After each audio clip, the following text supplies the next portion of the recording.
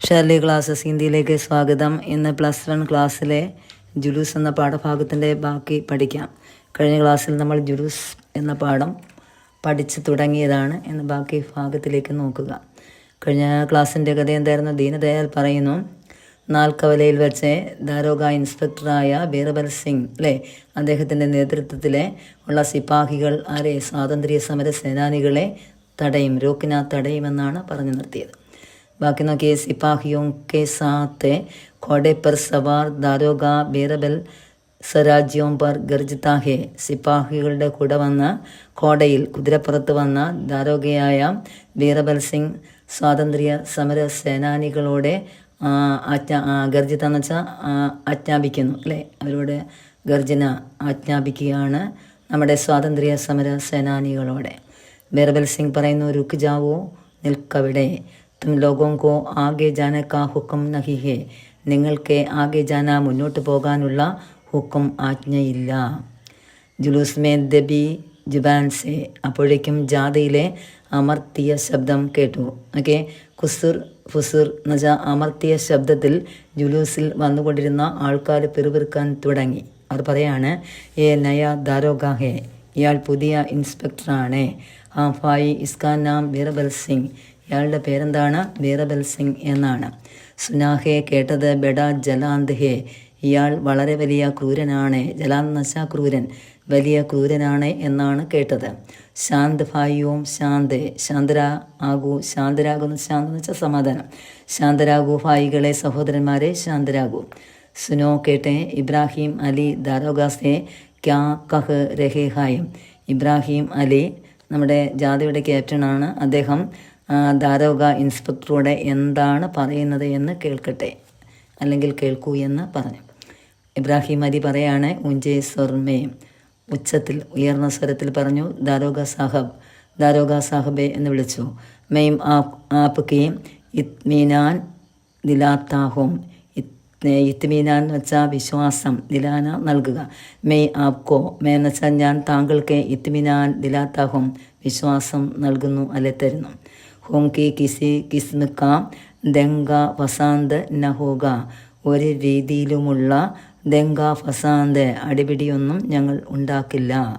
ഹം ദുക്കാനോ ലൂട്ടിനെ യാ motor തോടിനെ നഹീം നികൽത്തേ Haim. ഞങ്ങൾ ദുക്കാൻ കട, ലൂട്ടിന കൊള്ളയടിക്കുക, motor വാഹനങ്ങൾ തോടിന നശിപ്പിക്കുക. ഞങ്ങൾ കടകൾ കൊള്ളയടിക്കാനോ മോട്ടോർ വാഹനങ്ങൾ നശിപ്പിക്കാനോ അല്ല പുറപ്പെട്ടത്. ഹമാര മക്സദ് ഇസ്സേ കഹി ഉഞ്ചാ ഹേ. ഞങ്ങളുടെ മക്സദ്, ലക്ഷ്യം ഇതിനേക്കാൾ വളരെ വലുതാണ്, അല്ലെങ്കിൽ വളരെ ഉയർന്നത് ആകുന്നു.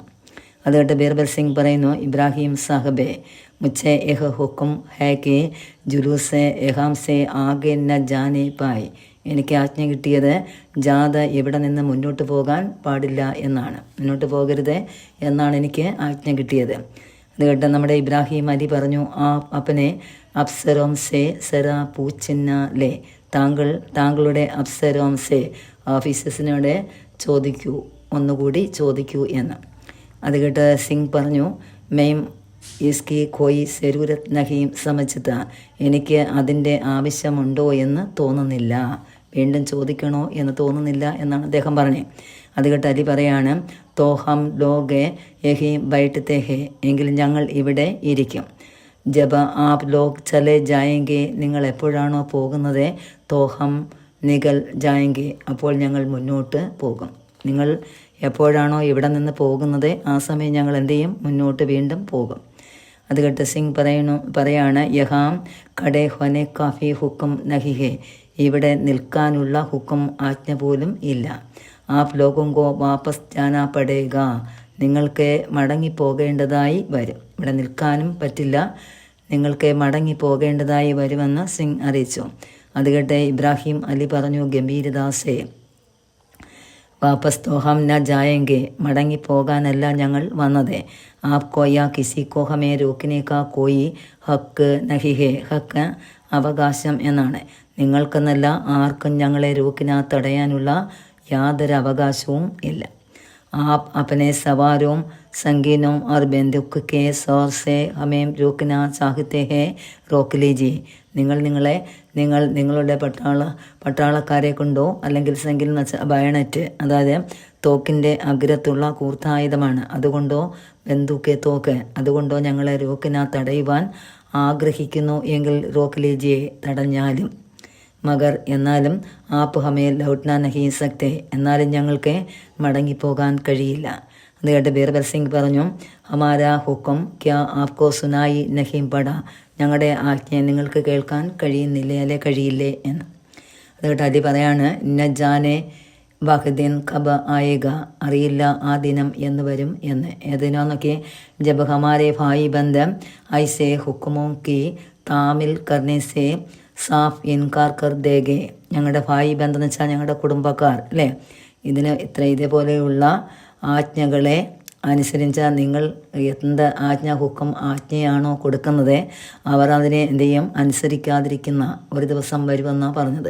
എന്നൊക്കെ ഞങ്ങളുടെ ഭായി ബന്ധുക്കൾ ഇതുപോലെയുള്ള നിങ്ങളുടെ ആജ്ഞകളെ അനുസരിക്കുന്നതിൽ നിന്നും സാഫായി ക്ലിയറായിട്ട് അവരെന്ത് ചെയ്യും, ഇൻകാർ കർ ദേഗെ, അതിനെ വിസമ്മതിക്കുകയും ചെയ്യുന്ന ഒരു ദിനം എപ്പോൾ വരും എന്നെനിക്ക് അറിയില്ല. അതായത് ബീർബൽ സിംഗും ഇന്ത്യക്കാരനാണ്, ബ്രിട്ടീഷുകാരുടെ ഭാഗം ചേർന്ന് അയാൾ ഇന്ത്യക്കാരുടെ സമരത്തിനായി അല്ലെങ്കിൽ കലഹത്തിനായി വരുന്നതാണ് കാണിക്കുന്നത്.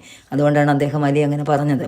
അറിയില്ല ഞങ്ങളുടെ ഭായി ബന്ധുക്കൾ, അതായത് ഞങ്ങളുടെ കുടുംബക്കാരായ ആൾക്കാരാണ് ഇവർ എന്ത് ചെയ്യും, നിങ്ങളുടെ ആജ്ഞ എന്ത് ചെയ്യും അനുസരിക്കാതിരിക്കുന്ന ഒരു ദിവസം എപ്പോഴെങ്കിലും വരും എന്ന് തീർത്തും പറഞ്ഞു കൊടുത്തു.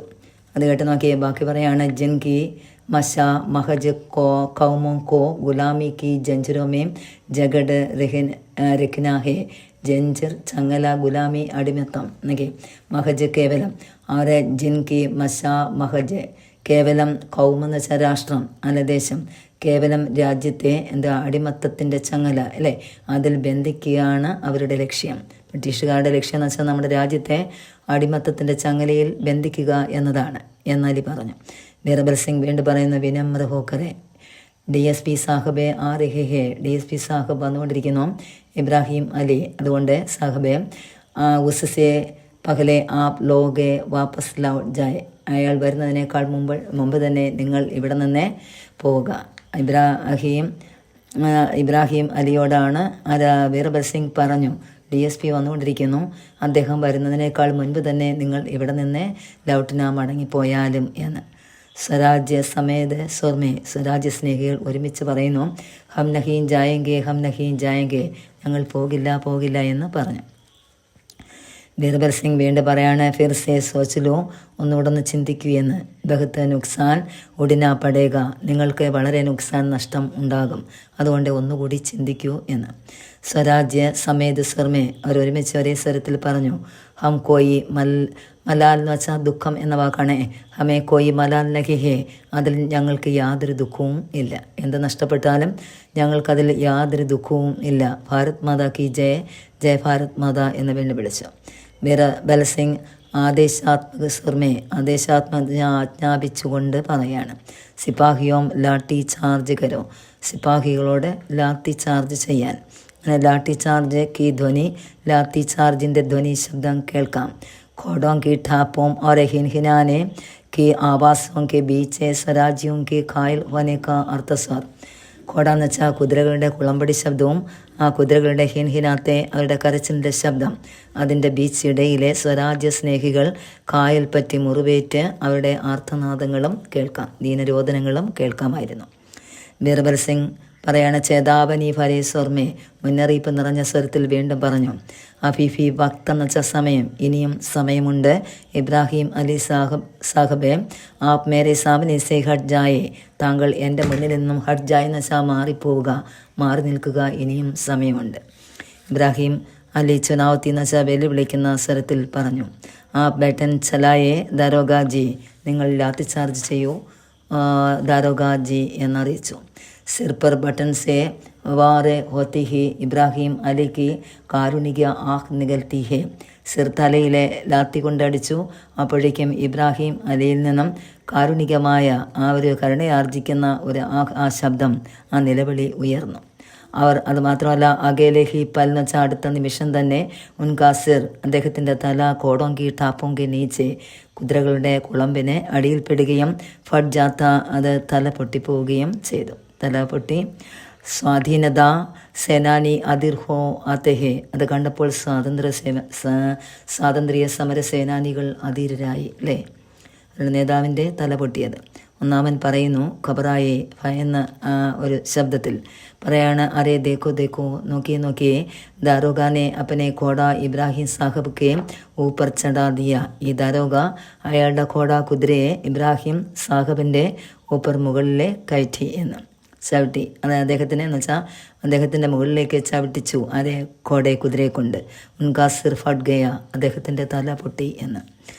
അത് കേട്ട് രണ്ടാമത്തെ സ്വരാജ്യ സ്നേഹി രണ്ടാമൻ പറയുന്നു, സിർസെ കൂൻ നികൽ രഹാഹെ തലയിൽ നിന്നും കൂൻ രക്തം വരുന്നു. ജലാന്ത് ദാരോഗ ക്രൂരനായ ഇൻസ്പെക്ടർ അംഗ്രേസോങ്ക പിട്ടുഹേ തോ അയാൾ ആരാണ്? അംഗ്രേസുകാരുടെ പിട്ടുവാണ്, കാൽ നിൽക്കുന്നവനാണ് എന്ന് അറിയിച്ചു. പിട്ടു എന്ന് വെച്ചാൽ കാൽ നിൽക്കുന്നവൻ. അത് കേട്ട് മൂന്നാമത്തെ സ്വരാജ്യ സ്നേഹി പറയാണ്, ഹം കിരായക്കെ ടട്ടു നഹിഹേ നമ്മൾ അവനെ പോലെയല്ല അല്ലേ. എന്നൊക്കെ കിരായക്ക് ടട്ടു എന്ന് വെച്ചാൽ വാടകയ്ക്ക് എടുത്ത കുതിരകളല്ല നമ്മൾ. ജോത്തേരി നിർദ്ദയത സെ ഡർക്കറെ പലട്ടേലേ അയാളുടെ നിർദ്ദയത ദയില്ലാമയെ നമ്മൾ ഭയക്കുകയും ചെയ്യില്ല. സ്വാധീനത കെ സച്ചേ സേവക് ഹേ സ്വാധീനത സ്വാതന്ത്ര്യത്തിൻ്റെ യഥാർത്ഥ സേവകന്മാർ ആകുന്നു. अपनी जान देगे मगर भारत मांग के हाथों में बेड़ियाँ नहीं बर्दाश्त करेंगे. നമ്മുടെ ജീവൻ കൊടുത്താൽ അപ്പനി ജാൻ എന്ന് വെച്ചാൽ സ്വന്തം ജീവൻ കൊടുത്താലും ഭാരത് മാതാവിൻ്റെ ഹാത്ത് കയ്യിൽ ബേഡിയാൻ ചങ്ങലകൾ ഇടുന്നത് ഞങ്ങൾക്ക് സഹിക്കില്ല.